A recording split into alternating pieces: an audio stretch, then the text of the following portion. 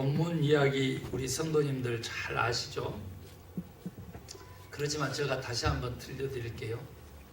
지난주에 마지막 3차 전도 여행을 끝내고 성령님이 이끌어 주신 대로 또 성령의 은사를 받아서 예루살렘에 가면 잡히게 되고 고난을 당하게 될 것이라고 하는 그 만류를 뿌리치고 사도 바울이 죽으리라고 하는 각오를 가지고 예루살렘에 입성을 했습니다. 특별히 6월절에 입성을 해가지고 6월절 그 이래 동안에 나시린의 결례를 직접 돈 주고 행해서 정말 유대 율법을 파기하는 자, 모세를 배반한 자로 낙인 찍었던 본인을 좀 변명하고자 최선의 노력을 다했습니다. 이것은 예루살렘 교회에 베드로와 야고보와 다를 것 없이 지도자들이 다 동의해서 이루어지고 있었던 사실입니다. 그러나 더욱더 악화됐습니다. 그것은 바로 저 이방 땅, 특별히 에베소에서까지 쫓아나왔던 유대인들이 와서 이방인들을 예루살렘 성전에 들였다면서 성전 모독죄로 돌로 쳐 죽이자, 이런 모함을 해가지고 바울을 끌고 성 밖으로 나와서 돌로 치려고 하는데 이 소란을 듣고 그 예루살렘을 관리하던 천부장이 급하게 뛰어나와 가지고 바울을 그 무리로부터 이미 흠껏 두드러 맞아가지고 누워있는 바울을 들고 빼내게 되죠.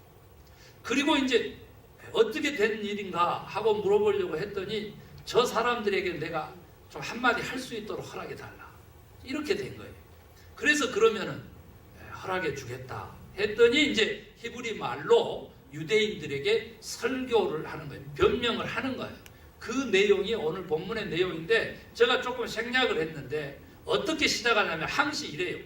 9번의 바울의 설교와 변명이 사도행전에 나와요. 베드로도 9번 나와요. 그리고는 이제 다른 이제 장로님들 또 집사들 설교들이 나오죠. 특별히 이제 돌 맞아 죽은 스벤더 설교도 나오고. 근데 그 9번 설교 중에서 바울의 5번 레파토리가 똑같아요. 그래 다시 한번 제가 해볼게요. 나는 태어날 때 유대인으로 태어났다. 어디에 태어났냐면 다소에서 태어나서 거기서 자라서 다소 시민권을 가졌다. 이 말은 무슨 말이냐면 자기 자신을 바울이 어떻게 인식했냐면 나는 유대인이고 동시에 헬라인이다, 이런 뜻을 가지고 있습니다. 우리가 그 도시 발달 사회에서 로마가 각 시의 시민권을 부여하도록 하고 그렇게 지배를 했기 때문에 내가 유대인으로 태어나서 다소에서 자랐다라고 하는 뜻은 내가 유대인이면서 동시에 헬라인이다 라고 하는 소개를 하는 겁니다. 율법에 대해서는 내가 가말리알 문화생이다, 이런 표현을 합니다. 그러니까 최고의 학문의 경지에 이르렀고 바리새파의 거두였습니다. 그 가말리엘 문화생이었다, 이런 뜻은 또 무엇을 의미하냐면은 내가 문화생이었기 때문에 그 유명한 가말리엘 랍비의 수제자 나도 젊은 랍비다, 그런 뜻을 내포하고 있습니다. 유대인으로 헬라인으로 그리고 랍비로 섰고 열심으로 따질 것 같으면 그 율법의 열심인데 어느 정도냐면 스데반 집사 돌로 쳐서 사람을 죽이기까지 했고 그 돌로 쳐서 사람을 죽인 사람 그 스데반 집사의 옷뿐만 아니라 겉옷을 벗어가지고 누가 이 짓을 했는지 나를 증명하라 하고 그렇게 돌을 친 사람들, 그 사람들의 옷까지도 내가 다 관리하고 있었다, 이런 얘기를 하게 됩니다. 그러던 내가 더 의기양양해가지고 예루살렘 그 공의회로부터 인중까지 받아서 다메섹에 그리스도인들을 멸살하러 가는 도중에 그만 내가 예수 그리스도를 만났다. 누굽니까? 라고 물었더니 나는 네가 핍박하는 예수다. 이 한 음성을 듣고 나는 아무것도 볼 수 없게 되었다. 그랬을 때 오늘 이제 본문이 시작되면서 이 하나님이 예비하신 아나니아가 출현하게 됩니다. 아나니아는 유대 땅에서 또 유대인들이 그렇게 존중에 맞지 않는 율법적인 생활을 하는 경건한 사람이었고 모든 유대인들에게 칭찬을 받는 사람이었다 그랬습니다. 그 아나니아가 와가지고 사울아 불렀다요. 사울은 큰 자라고 하는 뜻이고 그리고 바울은 작은 자라고 하는 뜻인데 사울아 이때까지는 불렀어요. 나를 보라 그러니까 즉시 내 눈이 띄어졌다. 이렇게 12절에서부터 이제 이야기가 오늘 본문 이야기가 시작됩니다. 그러면서 아나니아가 얘기를 하는 겁니다. 뭐라고? 간단하게 얘기하면 이겁니다. 하나님이 너를 이방인의 사도로 택했다. 그러니까 예수의 이름으로 세례를 받고 제스씀을 받은 후에 이게 떠나가라. 이방인 사도에게로 가라. 뭘 망설이고 무엇을 기다리느냐. 그러는데 사울이 바울로 회심한 후에 성전에서 기도하는 중에 주의 음성을 들었다. 환상을 본 거죠. 그런데 그 음성을 요약했더니 무엇이냐면 예루살렘을 급히 떠나라고. 왜 떠나라고 합니까? 그랬더니 너가 하는 말을 저들이 믿지 않는다. 예루살렘 성에 있는 유대인들은 너를 증인으로 생각하지 않고 네 증언은 믿지 않아. 그러니까 떠나가.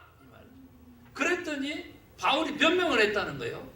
성전에서 기도 도중에, 그 환상 도중에 변명을 뭘로 했어요? 그렇지 않습니다, 주님. 그럴 리가요.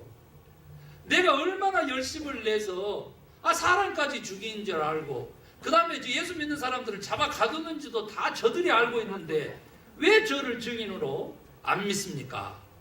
이렇게 얘기를 하게 돼요. 그러니까 다시 한번 하나님께서 음성을 들려주시는데 그러면 네가 변명하려고 하는 유대인들 말고 이방인들을 살리기 위해서 너는 떠나가거라. 이 얘기를 하자마자 그 얘기를 듣고 있었던 유대인들이 그냥 붕괴를 했다는 거예요. 그래가지고 뭐라 그랬다고요? 살려둘 자가 아니다. 살려둘 자. 오늘 여기서 죽여버리자. 이렇게 결단을 하게 돼요. 오늘 이제 22절에는 이런데 22장에는 이런데요. 23장으로 가면 이제 다음 장으로 가면 다음 주 우리가 한번 살펴볼 텐데 어쩌냐면 40명이 결사를 합니다. 바울을 죽이기 전까지는 내가 금식하겠다. 음식을 입에 대지 않겠다. 한 사람이 결단한 사람이 40명이에요. 그렇게 이제 점점 더 이제 악화되어 가죠. 오늘 이렇게 본문을 끝까지 읽었는데 왜냐하면 사순절 기간이잖아요. 바울의 그 고난에 우리도 한번 동참해 보기 위해서 이 복음을 전하다가 이런 억울하게 누명을 쓰고 성전 모독죄로 그것도 진짜 하나님에 대한 열심을 특심하는 사람을 돌로 쳐 죽이려고 하는데 어쩌냐면 옷 벗어서 던졌다. 이거 옷 벗어서. 이 유대인들은요 겉옷이 그 집안의 상징이에요. 그래서 겉옷을 벗어서 다른 사람한테 주면 속옷만 입고 있겠죠. 그러니까 말 그대로요 누가 그랬는지를 보증하는 거다. 겉옷 벗어서 던지면서 지금 막 사람들이 다 일어나. 내가 책임질게 그 말이죠. 그리고 티끌을 날렸다 그랬어. 티끌을 날렸다. 어떤 짓을 해도 물지 말아라 해요. 보이지 않아. 아무것도 보이지 않는다. 그런 뜻으로 티끌을 날리면서 바울에게로 달려들었던 것입니다. 그러자 천부장이 깜짝 놀래가지고 불 끌려다가 불 붙여버렸잖아요. 그래서 그냥 얼른 바울을 빼내고 그리고는 뭐라고? 이 사람들을 좀 달게 해야 되니까 이 사람들이 왜 이렇게 난리인지 채찍질하고 고문해서 신문을 해라.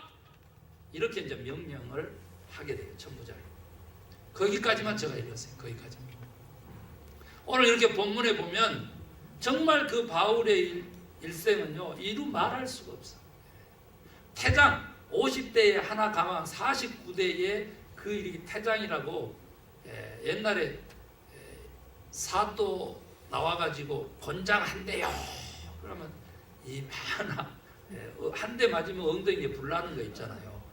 그걸로 이렇게 사람 실신하도록 때리는 거잖아요. 복음 때문에 그것도 말했지 뭐 얼마 전에도 지금 실컷 두들겨 맞아가지고 그냥 기절하게 돼가지고 누워있는 바울을 빼냈는데 다시 또 벌떡 일어나서 뭔 또 변명을 한다고 하다가 이번에는 그냥 아예 저거 지금 여기서 죽여버리자 막 이렇게 지금 급격하게 된 겁니다. 아시죠? 성전에서 끌려서 성 밖으로 나와서 성전문이 다 닫혔어요. 그리고 그 밖에서 지금 벌어진 일이잖아요. 그 인생을 한번 봐요.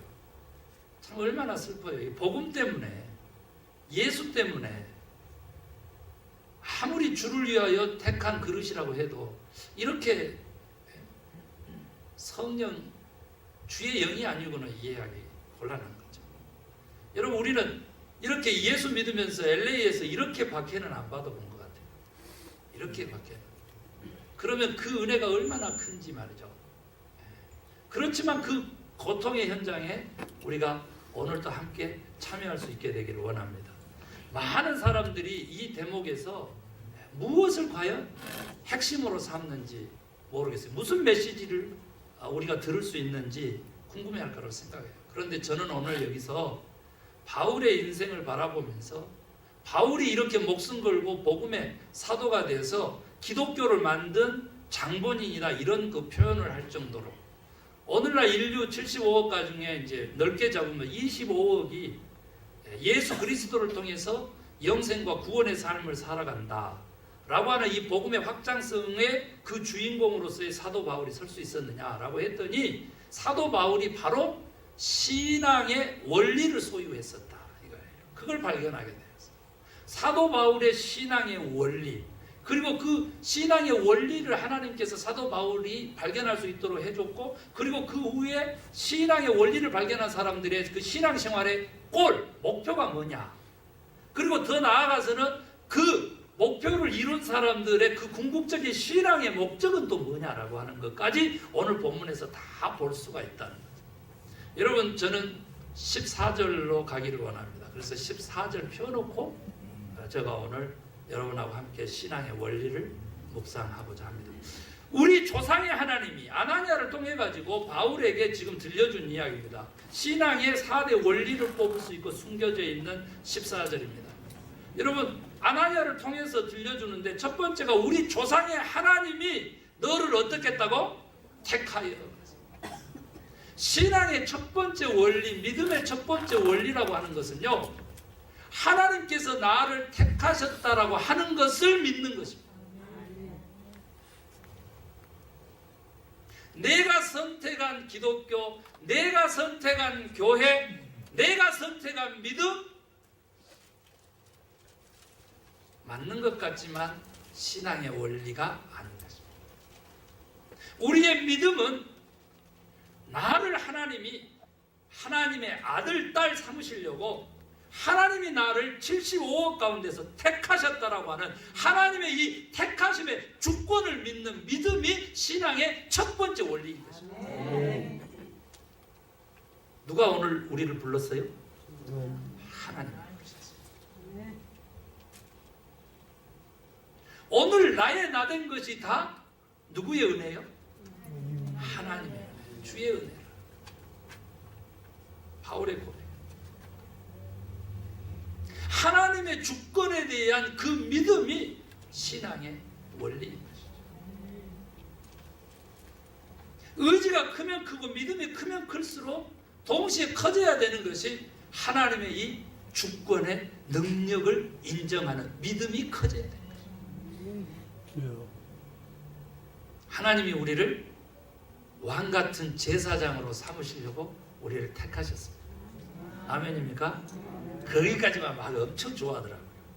그런데 오늘 왜 택하셨는지 나중에 보면 돼요. 두 번째 신앙의 원리가 거기에 분명하게 나와 있습니다. 그것은 뭡니까? 너로 하여금 누구의 뜻을 알게 하고 하나님의 뜻을 아는 것이 신앙의 원리입니다. 즉 영생과 구원으로 가는 우리 신앙생활의 원리 첫 번째는 하나님이 나를 택하셨다는 믿음, 두 번째는 뭐냐 그랬더니 바로 하나님의 뜻을 알아야만 하는 것. 하나님의 뜻이 무엇일까요? 예수님께서는요, 주의 뜻이 무엇인지를 질문하는 제자들에게 율법은 무엇을 하고 기록되어 있느냐, 성경은 뭐라고 하느냐 그럽니다. 그랬더니 하나님 사랑, 이웃 사랑. 하나님의 뜻은 하나님 사랑, 이웃 사랑. 아멘입니까? 네. 그런데 예수님께서 다시 이 하나님 사랑하고 이웃 사랑하는 것을 한 계명, 첫째 계명으로, 첫 계명으로 율법과 선지자의 모든 강령으로 정리하고 가셨어. 따라하십시다. 서로 사랑. 적은 소자에게 한 것이 곧 나에게 한 것이다 라고 하신 주님이시기 때문에 하나님의 뜻은 서로 사랑으로 대변된다는 거죠. 옆 사람 보면서 사랑합니다. Love is say I love you. 지네, 사랑해. 사랑합니다라고 얘기해 주는 거. 그 세상 사람들이 그런 얘기 많이 하지만 서로 사랑하는 것이 하나님의 뜻입니다.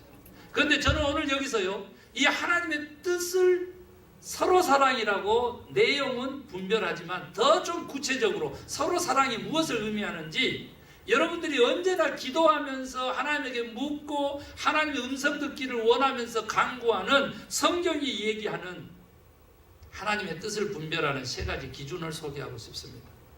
언제나 합니다. 여러분 꼭 기억하셔야 돼요. 여러분이 집을 사려고 할 때, 사업을 하려고 할 때, 무슨 일을 하려고 할 때 어떤 선택을 앞두고 어떤 기도를 하든지 간에 주의 뜻을 묻거든 이 세 가지 기준을 가지고 물으셔야 돼요. 첫 번째가 뭐냐 그랬더니 진리의 기준인데 그것은 바로 예수님이라면 어떻게 하실까? 저는요 이 방법적인 면에서만 맨날 이 기준만 설명을 했어요.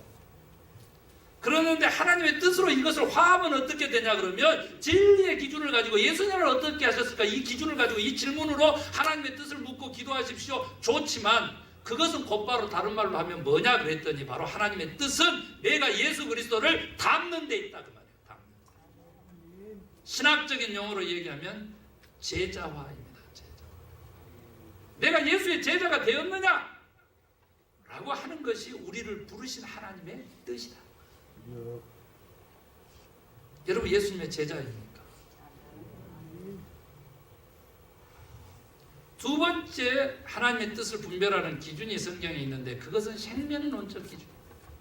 제가 론적이라고 하는 단어를 쓴 것에 대해서 여러분이 로지컬리 이해를 좀 해야 되는데 살리는 것이냐 죽이는 것이냐 이 기준을 가지고 이 집을 사는 거, 이 레스토랑 비즈니스를 하는 거 이게 살리는 거냐 죽이는 거냐 이걸 질문하라는 거죠. 간단하죠. 간단합니다. 내가 오늘 저 집에 신방하는 거 이게 살리는 거냐 죽이는 거냐 내가 잊어먹기로 하고 용서해 주기로 결정한 거 이것이 살리는 거냐 죽이는 거냐 모든 우리들의 선택에 있어서 이 생명론적 기준은 양보할 수 없는 거예요. 왜? 생명이 하나님께 있기 때문에. 생명의 주권자가 하나님이시기 때문에. 여러분요 이것은 다른 말로 바꾸면 뭐가 되냐면 나도 믿음으로 살아야 되는 것이 하나님의 뜻이기도 하지만 하나님의 뜻을 안다라고 하는 뜻은 신앙의 2대 원리인데 그것은 바로 다른 사람도 살려야 된다라고 하는 것을 말씀드렸습니다. 그래서 하나님의 뜻을 바꿔보면 제자와 다음으로 전도다. 이 전도를요 문화적인 영역으로 가면 선교라고 하는데 요즘 선교라고 하는 말을 너무 좋아라 그럽니다. 그런데 다른 걸로 줄여가지고 전도. 예수 그리스도가 길이요 진리요 생명이다 했을 때 첫 번째 길, 그 도다예요. 예수 그리스도가 길이신 것을 진리이신 것을 생명이신 것을 전하는 삶이 하나님의 뜻이에요. 우리를 부른 하나님의 뜻. 아멘입니까? 생명론적 기준이 있어요. 세 번째 하나님의 뜻을 분별하는 기준인데 그게 공동체성이라고 하는 거예요. 공동체적 기준이라고. 무슨 말이냐 그랬더니 나 말고 다른 사람도 위하는 것이냐. 이것은 삼위일체 하나님의 본질인 공동체성하고 밀접하게 연관이 돼요. 그래서 나 말고 다른 사람도 위한 것이냐라고 하는 그 결정은 수없이 많은 모든 면에 적용돼야 돼요.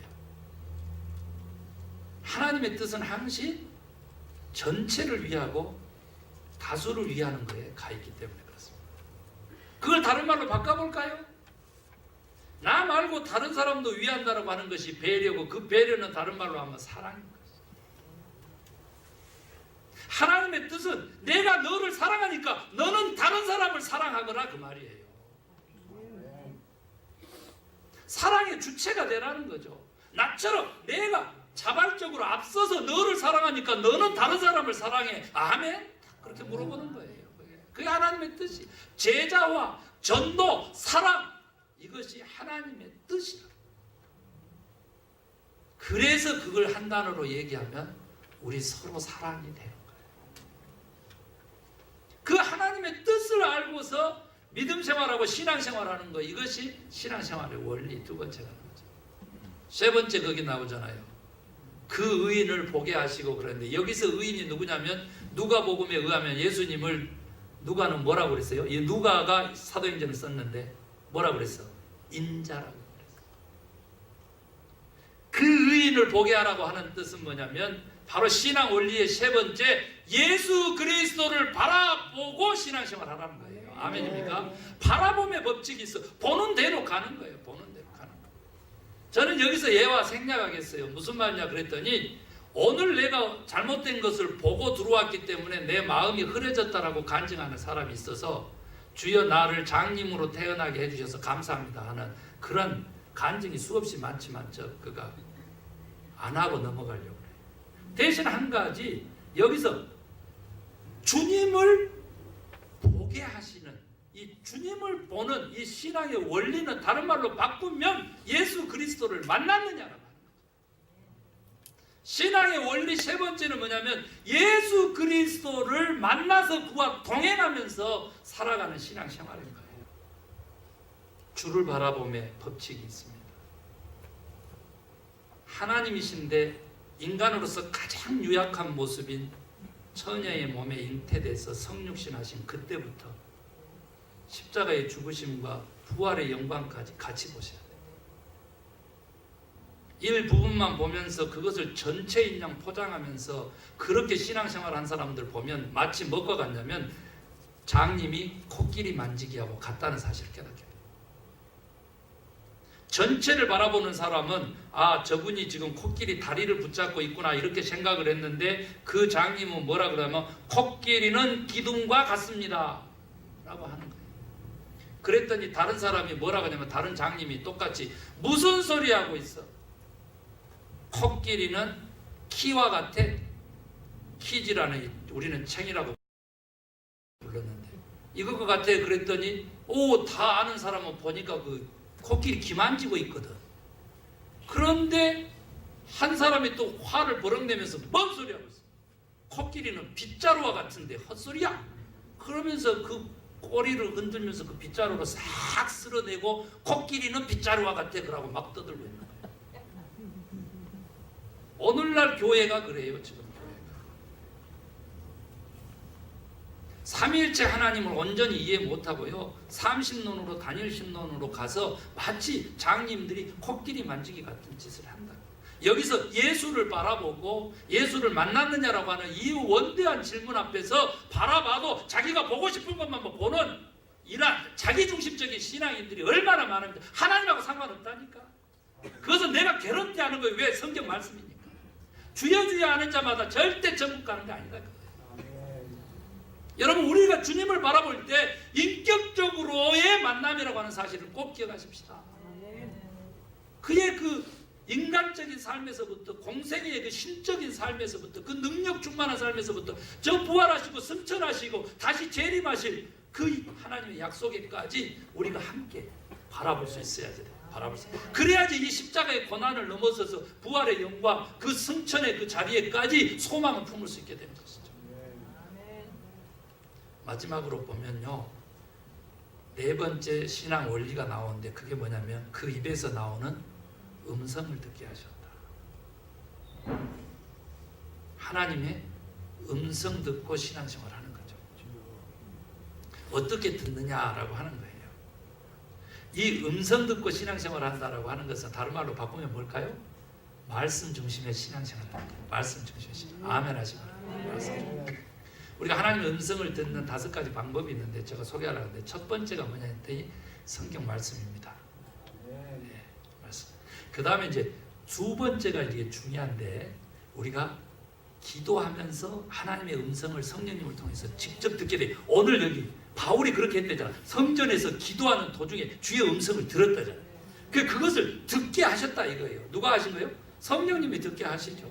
그러니까 성령님과 우리가 소통할 때 주의 음성을 들어서 주의 뜻을 알게 되는 거죠. 그래서 그 부르심의 목적을 달성할 수 있게 돼요. 그러니까 기도를 통해서 하나님의 음성 들을 수 있게 돼요. 아멘입니까? 아멘. 그런데 이제 제가 개인적으로는 그렇지만 사실은 말씀 다음에 강조하고 싶은 것이 하나님의 음성 듣는 방법 두 번째는 뭐냐면 예배예요. 예배. 아멘. 그래서 주일 성수 이 예배가 너무 중요한 거예요. 이 예배 속에는 찬송, 곡조 있는 기도, 말씀, 교제, 헌신 다 있어요. 헌금, 헌물하는 것까지 헌신으로 치면 예배를 통해서 하나님 음성 듣습니다. 오늘 또 들은 줄로 믿습니다. 세 번째가 그렇고요. 네 번째 방법이 뭐냐 그랬더니 이게 교제야, 교제. 믿는 사람들과의 만남을 통해서, 믿는 사람을 통해서 들을 수 있어요. 제가 지금 계획하고 있는데 부활맞이 대신방을 한번 할까? 충계 대신방을 한번 지금 계획하고 있습니다. 여러분요, 상담과 대화를 통해서 주의 음성을 충분히 들을 수 있어요. 그런데 그 사람이 영적으로 깨끗하고 믿음의 사람이냐라고 하는 거 너무 중요해요. 말씀에 굳게 서 있는 사람이냐, 건전한 영성을 가진 사람이냐, 그것도 너무 중요해요. 듣는 데 있어서 굉장히 중요하고요. 그 다음에 마지막 음성 듣는 방법이 뭐냐면 신앙 서적을 통해서도 듣습니다. 아멘입니까? 신앙 서적을 통해서 들어요. 목사님 쓴 책에서도 거기 하나님의 음성 들을 수 있어. 그리고 또 어디를 통해서도 들어요? 우주 자연 만물 현상을 통해서도 들을 수 있어. 그래서 퍼피꽃 지난주에 갔어야 된다. 내 동의한다니까. 가서 보고 퍼피꽃 보고 천지의 할렐루야에 같이 동참하면은 하나님의 음성 들을 수 있어요. 네. 그런데 여러분, 여기서의 하나님의 음성은 하나님의 말씀인 것입니다. 신앙의 4대 원리 여러분 기억하십시다. 나를 하나님이 주권적으로 택하셨다는 믿음. 두 번째, 하나님의 뜻. 뭐까지 포함돼요? 사랑까지 포함되는 그 하나님의 뜻을 알고 가는 것. 그 다음에 세 번째는 뭐라고? 예수 그리스도와 만남. 네 번째, 말씀 중심. 이것이 신앙의 4대 원리예요. 이것이 그대로 바울에게 나타났기 때문에 바울이 위대한 사도가 된 것입니다. 그런데 이렇게 신앙 원리를 주신 목적, 그 목표가 꼴이 나와 있는데 그건 뭐냐 그랬더니 만인에게 예수 그리스도를 위한 증인이 되는 것이다. 이 신앙 원리를 우리에게 주는 것은 우리에게 어떤 존재가 되라고? 예수 그리스도를 전하는 증인이 되라고. 증인. 그러니까 결론은 뭐냐면 내가 삶을 통해서든지 간에 직접 전도를 통해서든지 간에 증인의 삶을 살지 않고는 신앙의 원리가 필요 없다 그 말이에요. 필요 없다. 무너지는 거예요. 무너지는 거예요. 이게 우리들의 존재까지 나가려 그러면 때를 얻든지 못 얻든지 그리스도의 복음을 전하는 증인의 삶을 살아야 돼요. 왜 그래요? 신앙생활을 그 원리를 우리에게 준 목적은 바로 하나님께 영광인 것입니다. 우리가 증인의 삶을 삶으로써 어떻게 증인의 삶을 살냐 그랬더니 하나님이 나를 택하셨어요. 하나님의 뜻대로 하나님과 동행하면서 말씀 중심으로 증인의 삶을 살아내는 이 사명을 다 이행하면 그것이 곧 나에게 맡겨진 일을 다 이행하면 그것이 곧 하나님께 영광이 된다. 그래서 인생의 제일 되는 목적이 무엇입니까? 라고 하는 소요리 문답서 교리서의 첫 번째 질문, 인생의 제일 되는 목적은 하나님을 영화롭게 하는 것. 그에게 영광을 돌리는, 그리고 그를 영원토록 어떻게? 즐거워하는 것. 이제 기쁨의 삶, 기쁨의 사역, 하나님의 기쁨의 역사를 써가는 증인의 삶 살 수 있게 되는 것이죠. 우리들의 사명을 다할 때. 사랑하는 성도 여러분, 오늘 기억하십시다. 신앙의 4대 원리 붙잡고 증인의 삶 살아서 하나님께 영광 돌리는 인생의 목적을 달성하는 성공하는 인생, 참된 성공하는 인생 되시기를 주의 이름으로 축원합니다. 우리 말씀을 생각하시면서